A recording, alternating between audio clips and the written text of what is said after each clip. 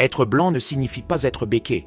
La société martiniquaise était aussi un système de classe à l'avantage des nobles et des bourgeois français, les béquets, qui possédaient les terres, une fortune et un poids politique au sein même de la Martinique et en France.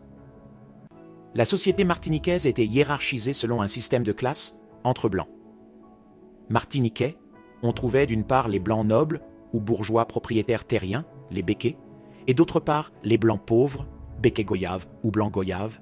Les béquets se sont efforcés de convaincre aux autres communautés, béquets goyaves et noirs, que les blancs de l'île c'étaient eux. Les blancs défavorisés devenaient de plus en plus nombreux en Martinique. Or la simple idée d'associer les blancs à la pauvreté menaçait la hiérarchie sociale.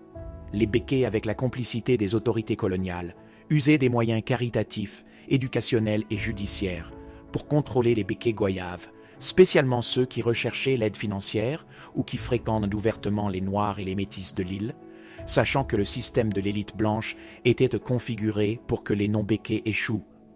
Les béquets s'alliaient, que ce soit maritale ou financière, avec la bourgeoisie marchande et portuaire française qui dirigeait à l'époque la politique coloniale de la métropole, voyant aussi, dans l'économie de plantation, le moyen de s'enrichir. L'alliance faite avec la bourgeoisie de France et l'essor du capitalisme européen permettra aux béquets de maintenir et de reproduire leurs conditions de pouvoir économique. Les béquets envoyaient leurs fils en France pour étudier, ils pouvaient se prévaloir des connaissances de la société française et de se rehausser au sein de la société martiniquaise, ce qui légitimait leur position élitiste en son sein.